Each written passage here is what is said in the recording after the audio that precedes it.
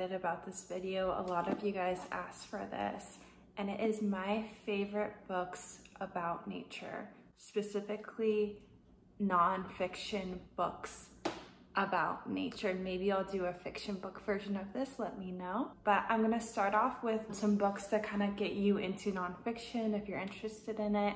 Usually kind of have some sort of narrative, and then I'm gonna go into, maybe if you are more of a nonfiction reader, some books that are more specific about different aspects of nature or different plants or animals that you might be interested in. So the first book I'm gonna talk about is one of my favorite books of all time, and that is Braiding Sweetgrass by Robin Wall Kimmerer.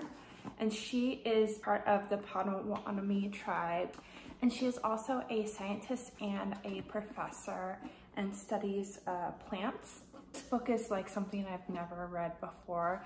She discusses plants and their biology, but mostly her indigenous culture and that culture's relationships with plants and ecology, and how that's such a sacred relationship, and how our language shapes our relationship with plants. And she does a really great job of kind of intertwining these stories she was told as a child into more of these like Western ideas of like facts. I feel like I can't do this book justice in explaining it. I'll give you an example.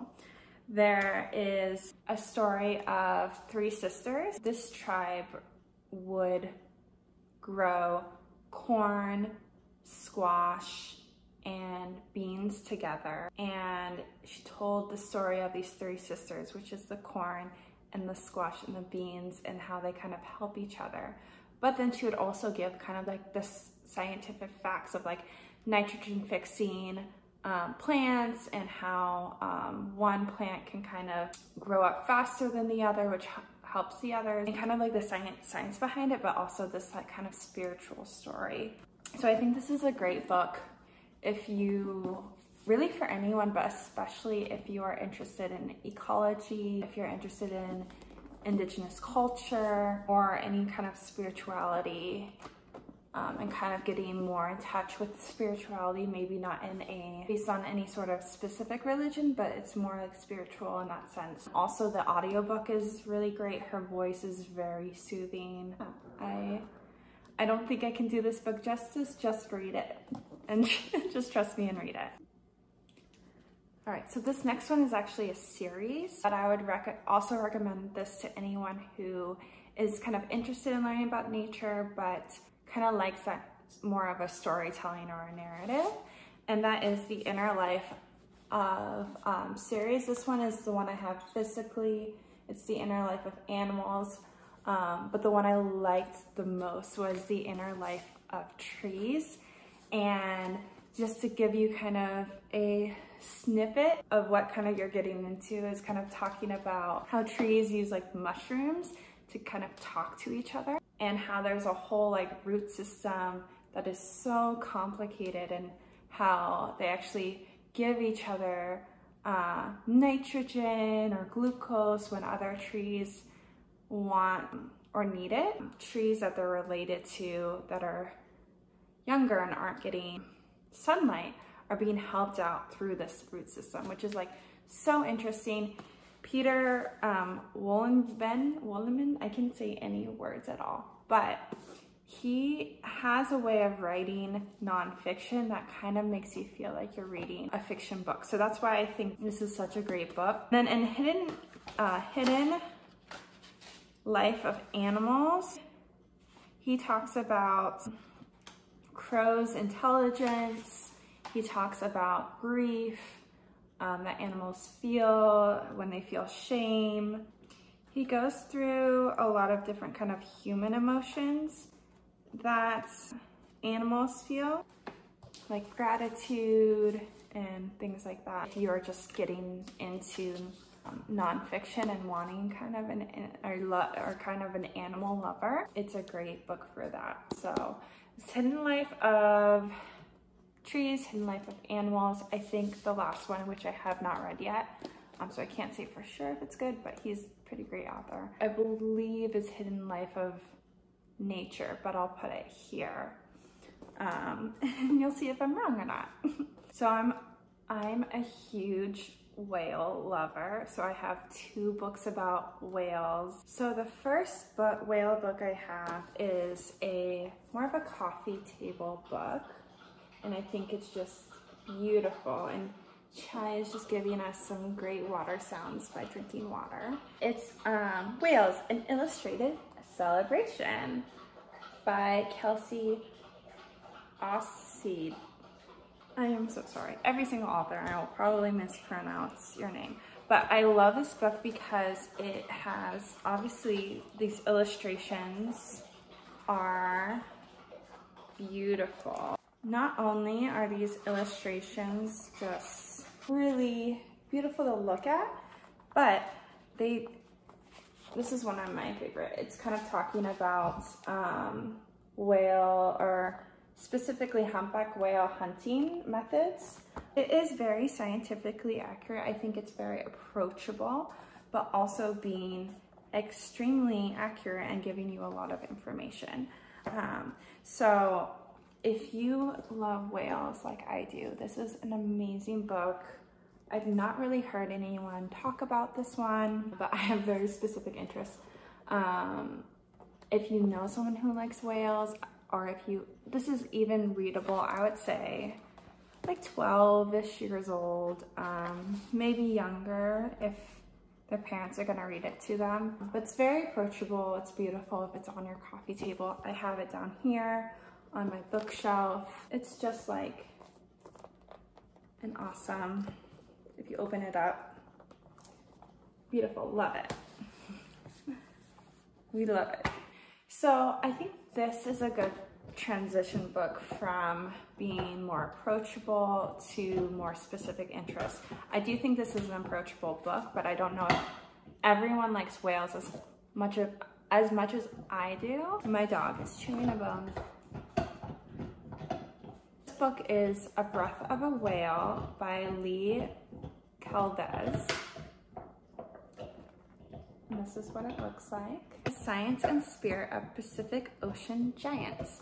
And what I like about this book is that the chapters go through different types of whales. It goes from humpback whales to blue whales, orcas, false killer whales, Blainville's beaked whales, and then gray whales. I love orcas, especially, for example, so if you are just like, I want to get to the very specific type of whale that I love, you can go to that specific chapter. I think they do a great job of, again, giving more information that you might not know if you're like a big whale lover, but also being approachable for people who maybe this is the first whale book that they're reading. It has a great narrative to each chapter. Okay, so these next ones are for those of us who kind of want to go to the next level in our nonfiction kind of nature reading. And the first one I'm going to talk about is another one by Robin Wall Kimmerer. I just love her. And this book is called Gathering Moss. And a book about moss, it doesn't necessarily say like, oh, that's the most interesting thing ever. If you're newer to nonfiction, I would probably read Braiding Sweetgrass before Gathering Moss. So she studied moss for a very long time, and you learn so much because most people don't know really anything about mosses. And after this book, I listened to the book. I was listening, I was walking, it was during COVID. I was just walking around and I was really noticing like all the different types of mosses and maybe the things inside of them. And it made me really curious. And she, again, with this book, kind of includes kind of her own culture and indigenous stories. Less so than in Braiding Sweetgrass, but you really get a taste of it. So if you like something like that, then you would also like it. I would also say, if you're interested in the book, listen to her on the podcast Ologies. There's an episode in which she talks about moss. And if you like the episode, you will love this book. It's just kind of a continuation of what she talks about on the episode. So it's kind of a good way of seeing if you would like this book or you buy it. Oh, another kind of a fun fact from that book is that indigenous people used to use moss in babies' kind of diapers, which is so smart because moss just like collects liquid really easily. And all of these people who came to kind of take notes back in the day on indigenous people and their ways of life, they're all men. So none of them kind of like, they only really focused on the men in these communities. And no one knew this until like a long time ago, where it was like a wife came, or it was something like that, where they noted that they were using moss in these babies' diapers, which is really sustainable way of taking care of pee and poop. So that was, I thought was a kind of fun story from the book. The next book I have is for all of the aunt stands out there, and I'm not talking about your aunt. I am talking about little tiny ants. They're so cute. Look at the little ones. And this book is Ant Encounters, Interactions, Networks, and Colony Behavior. And I kind of like this book from kind of a sociological framework, in the sense of like, she doesn't really talk about individual ants and more of like the colony behavior. So if you are somebody who kind of drifts more towards like sociological books, I do find this book, which I do find this book interesting. One warning, if you haven't really read that many nonfiction books, this one is a little definitely harder to get through and takes a little bit more concentration. It's great if you're trying to learn something new though. She gives you a lot of information and kind of about like how they use scents, how they kind of, and why ants follow each other in like a specific line and stuff like that. I picked this book when we were having an ant problem and I just wanted to learn more about them. So maybe you're having an ant problem, it's summer, a lot of us do have that problem, and just maybe having a little bit more empathy for ants before we squish them and kill them. So this last book is for those who are like me and who are really interested in mushrooms but wanted a book that specifically talks about like the mushroom networks and less about like psychedelics, because I feel like a lot of mushroom books out there talk about psychedelics, which I am very interested in. I actually did a year working at a lab doing LSD research for depression and PTSD, but that's not the type of thing I was looking for at that time. So this book is called Entangled Life, and it talks about mushrooms and the networks that they create, because mushrooms aren't just like these tiny little like, oh, cute little mushroom. There are these like large networks that are so interesting, and we are creating new ways of creating things with mushrooms, and I find that incredibly interesting.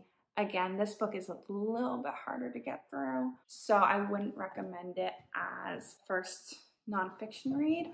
I would read a related-ish book would be The Hidden Life of Trees, and that, if you like that and the mushroom part of that book, then read this book. He does talk about psychedelics a little bit, but it's mostly about like the mushrooms and their system, and the mushroom system, and how they get animals to talk to each other, and how they tax, not animals, how they get other plants to talk to each other, and then they tax those plants. And it's like, and then how do we think of it? Do we think of it as like this like capitalism system, or do we think of it as like this like communist system, or like how we are like putting these human concepts on these mushrooms? I just like, those were some of my favorite nature books.